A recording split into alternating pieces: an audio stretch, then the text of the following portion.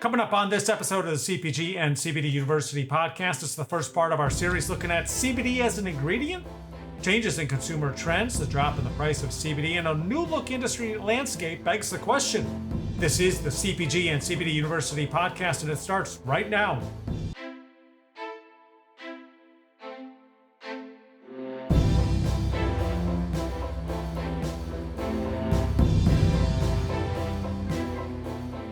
I'm Joe Augustinelli, host of the CPG and CBD University Podcast. If you're a returning listener, welcome back to our podcast. And if you are a new listener, we are glad you found us on your podcast platform of choice.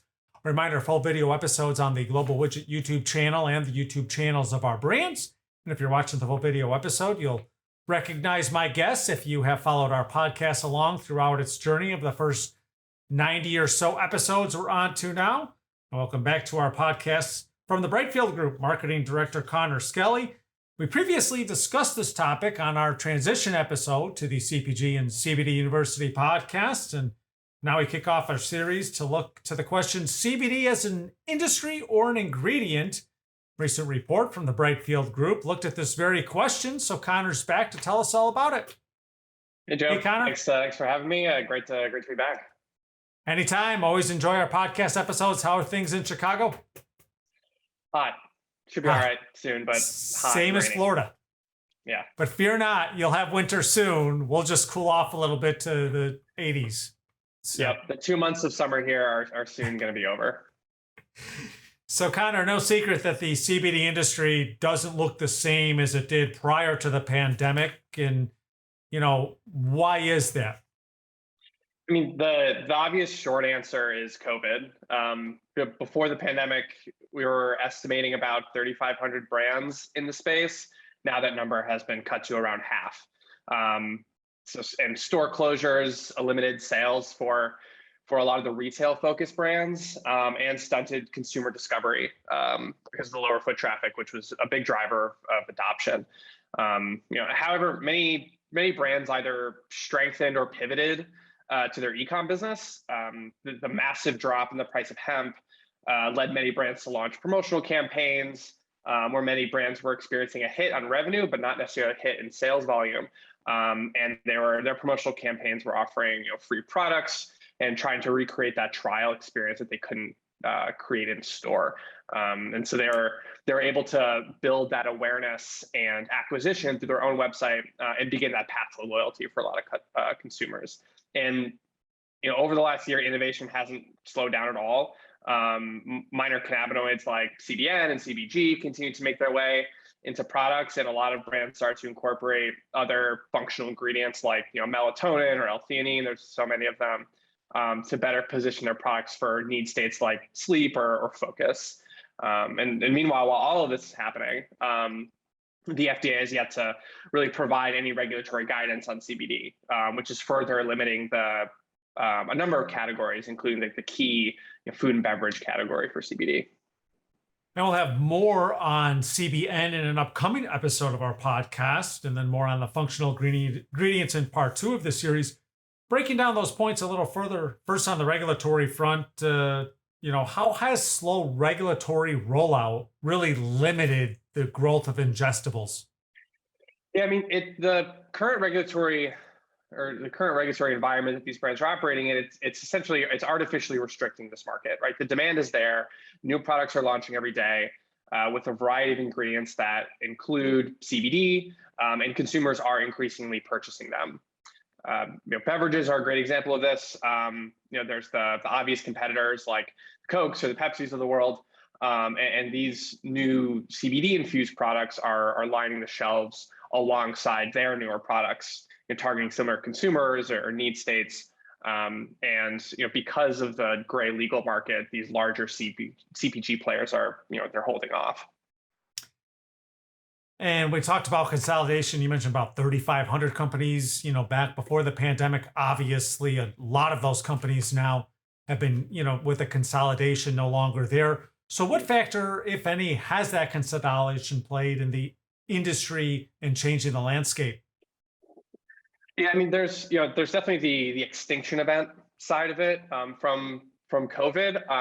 But as far as like the more recent consolidation, especially this year, it's ultimately a natural evolution of any growing CPG market. It's happening from multiple angles too.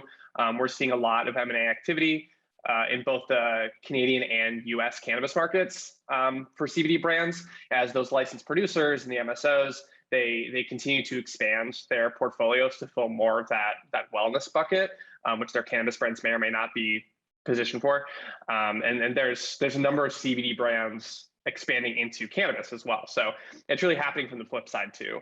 And this is further blending CBD, cannabis, cannabinoids in general, in the conversation of overall wellness. I mean, it also helps that the federal government has increased conversations around decriminalization or legalization. So more capital is entering the entire cannabinoid market, and it's kind of lifting all the boats and accelerating a lot of the M&A activity that we're seeing now. And that transition into wellness provides some insights on the question, is CBD really an ingredient? Does functional ingredients seem to be the main advertised product feature now? Yeah. And as I referenced before, functional ingredients like, mushrooms or botanicals or melatonin, or they're making their way into CBD formulations. They've primarily showed up to make sure the brands are covering their bases on any health claims. You can't say that your CBD gummies help with insomnia, but if there's melatonin, you can. And there's a million examples of this, which raises the question: is CBD just another ingredient brands have in that innovation belt?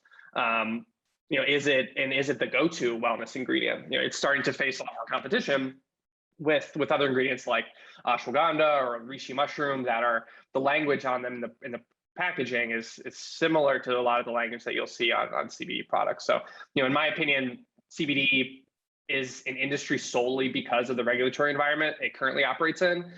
Once the FDA makes its decisions, especially in the food and beverage space, it'll just be another ingredient brands can use to appeal to specific consumers and position their products in a specific way. So as we wrap up the first part of our series, what are some of the key takeaways, from the report? So, definitely CBD brands expanding their product lines outside of, the traditional CBD norms. It's funny that I can use the word traditional for what is really like a 3-year-old market, and you kind of get what I mean. It just goes to show you how quick this industry changes. I mean, 3 years ago, now it's all of a sudden traditional. Right, exactly. And the second generation is where we're seeing a lot of the better branding and packaging around CBD products. Some of the minor cannabinoids started to get brought in, and now this even next generation beyond that is starting to incorporate a lot of these functional ingredients. And so the other thing is the overall blending of cannabis and CBD into the larger health and wellness space, and it's happening from a ton of different angles. from like celebrity wellness brands that may be playing both sides there with CBD and cannabis, and then to all of the M&A activity, and to actual legislation too. And the last thing is once the FDA provides guidance, that should have a very strong ripple effect across the global cannabinoid market. That'll signal to companies of all kinds that CBD and cannabis are further entering the mainstream, and continue to see consolidation, continue to see competition from the larger players. Well, Connor, thanks as always for joining us. A lot of great information in that report, and folks can visit, obviously, the website, www.brightfieldgroup.com, to see that report, and along with all the reports and some great blogs that you guys put out in regards to the industry. Connor, thanks for joining me. Thanks again, Joe. This was great. Something tells me the industry will continue to evolve, and we'll probably have another report to discuss in not too long from now. Yeah, absolutely. And before you know it, we'll be doing our year-end review, as crazy as that sounds. Yep. I know. They'll come fast. Connor Skelly, Marketing Director for the Brightfield Group, my guest on this episode, of the CPG and CBD University Podcast. And as I mentioned, you can take a look at all the reports and latest industry research by visiting www.brightfieldgroup.com. Link is in the podcast description. Thank you for listening to this episode of our podcast. Don't forget to hit that subscribe button wherever you get your podcasts to get notifications of new episodes each week. I'm Joe Augustinelli, host of the CPG and CBD University Podcast. Thanks for tuning in. These statements have not been evaluated by the Food and Drug Administration. CBD products are not intended to treat, cure, or prevent any disease or condition. Always consult your personal physician about CBD and using CBD products. CBD should never be used by anyone under the age of 18. This podcast is not intended to provide legal advice regarding the legal status of CBD and CBD products.